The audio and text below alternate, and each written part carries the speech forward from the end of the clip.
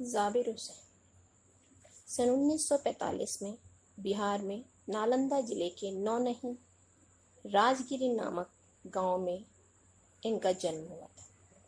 इनकी प्रारंभिक शिक्षा गांव में हुई। उच्च शिक्षा प्राप्त करके उन्होंने अंग्रेजी भाषा और साहित्य के प्राध्यापक पद पर कार्य किया। न केवल साहित्य के क्षेत्र में बल्कि राजनीति में भी वे सक्रिय भाग लेने वाले थे। सक्रिय अर्थात वे राजनीति में बढ़ चढ़कर हिस्सा लेते थे और सन 1977 में मुंगेर से बिहार विधानसभा के सदस्य निर्वाचित हुए और इतना ही नहीं, मंत्रिमंडल में स्थान भी प्राप्त किया। सन 1995 से वह बिहार विधान परिषद के सभापति हैं। इनकी प्रमुख रचनाएं हैं एक नदी रेत भरी, लोगों, अतीत का चेहरा, जो आगे है, डोला बीबी की मजार। जाबिर हुसैन ने अपने लंबे राजनैतिक एवं सामाजिक जीवन के अनुभवों में उपस्थित आम आदमी के संघर्षों को अपने साहित्य में प्रकट किया है। उनकी डायरियों में संघर्षरत आम आदमी और विशिष्ट व्यक्तियों की सजीव चित्रण की काफी चर्चा और प्रशंसा हुई है।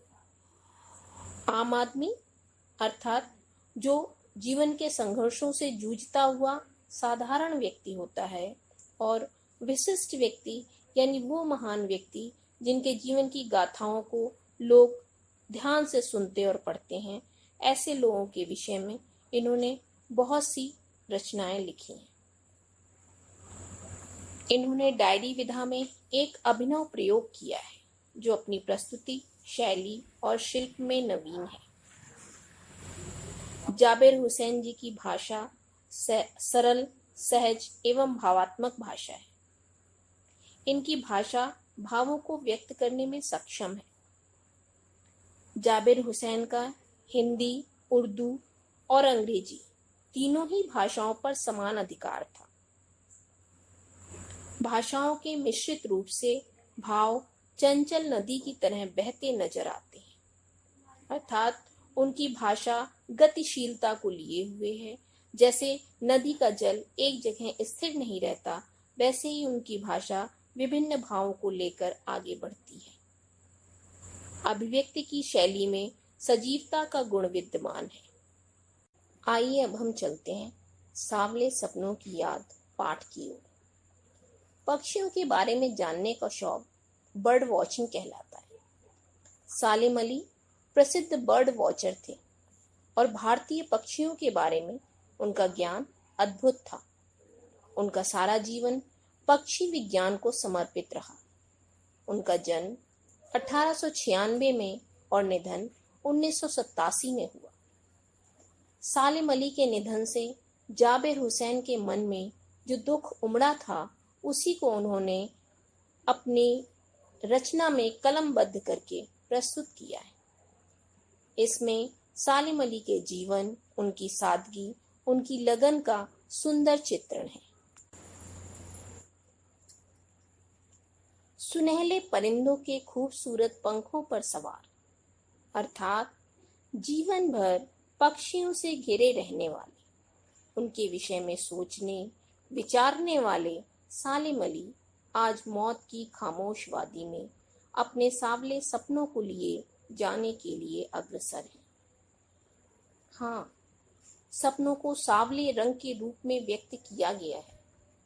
रंग जो हमारे मन के भावों को व्यक्त करने का माध्यम भी होते हैं, जैसे खुशी, प्रसन्नता या शर्म के लिए गालों का लाल होना, चेहरे का पीला पड़ जाना डर को व्यक्त करता है। ऐसे ही दुख का रंग काला माना गया है।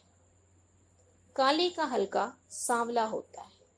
तो साबिर अली के सपने जो उन्होंने पक्षियों के लिए देखे थे, वो भी आज सब अंधकार में विलीन हो गए।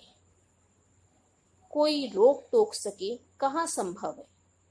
अर्थात जिस दुनिया में सालिम अली जा रहे हैं, वहां जाने से उन्हें कोई नहीं रोक सकता और ना ही रोक पाना उसके लिए संभव है। लेखक सालिम अली की शव यात्रा के बारे में बताते हुए कहता है कि सालिम अली अपनी अंतहीन यात्रा पर निकल चुके हैं। ऐसी यात्रा जहां से अब लौटना भी संभव नहीं।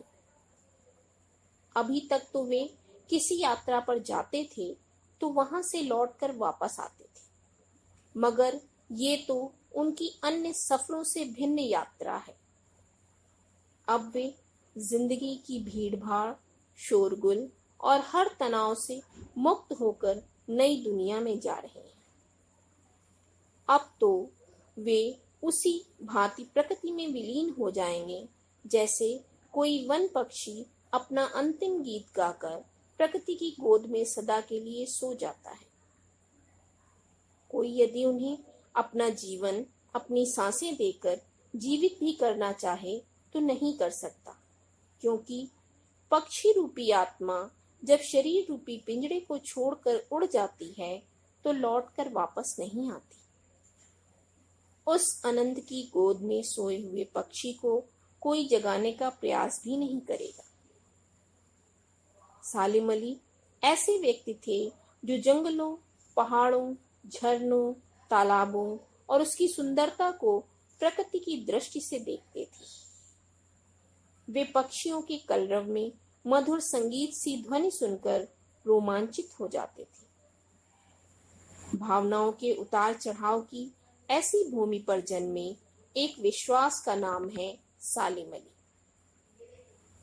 उनका पक्षियों और प्रकृति के प्रति प्रेम अनूठा और अद्भुत था।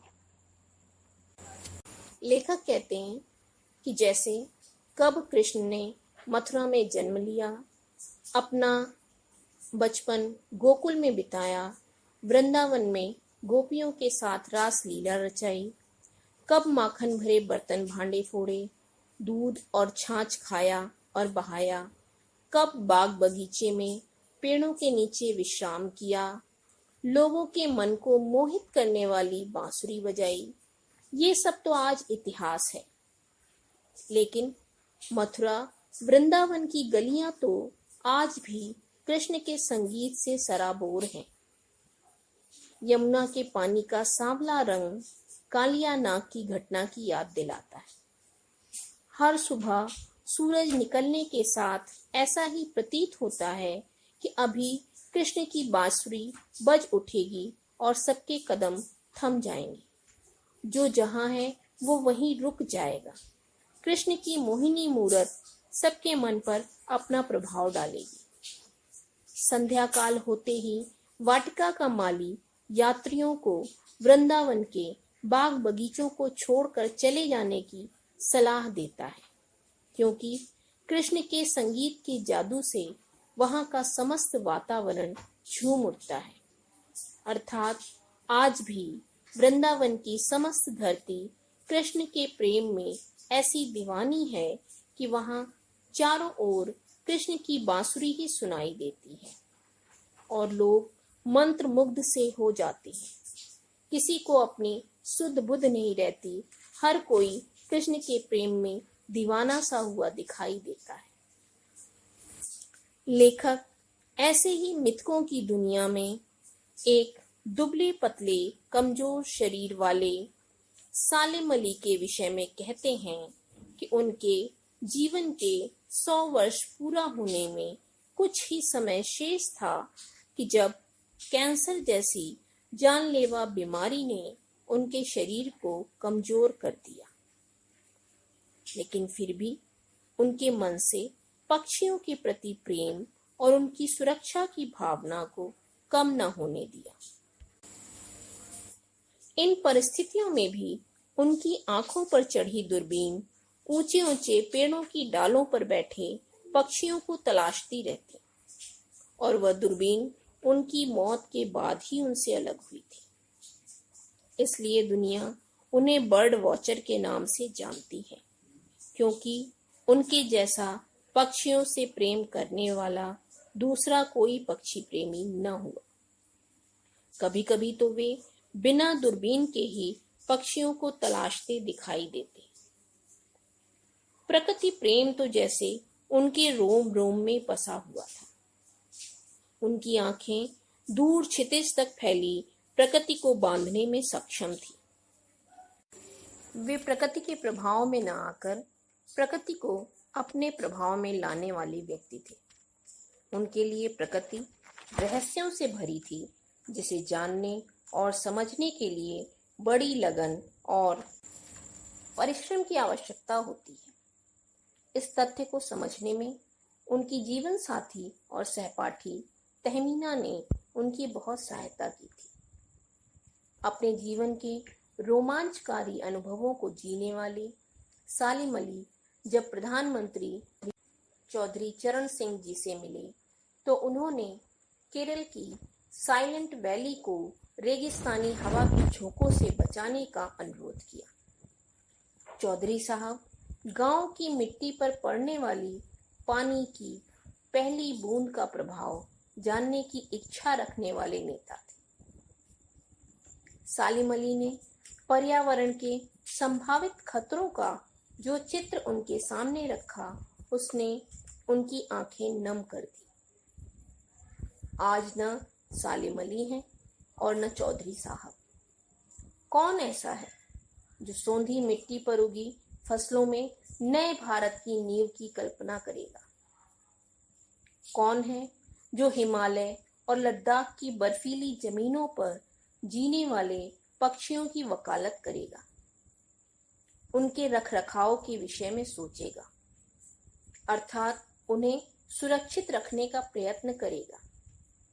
सालिम अली ने अपनी आत्मकथा का नाम फॉल ऑफ ए स्पैरो रखा। प्रसिद्ध लेखक D.H. लॉरेंस की मृत्यु के बाद लोगों ने उनकी पत्नी फ्रीडा लॉरेंस से अपने पति के बारे में कुछ लिखने का अनुरोध किया।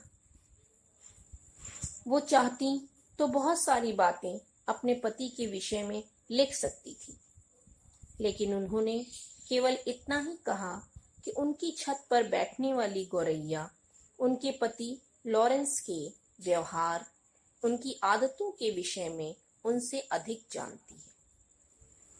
वे अपने पति के प्रेम और व्यवहार को शब्दों में बांधने में असमर्थ हैं।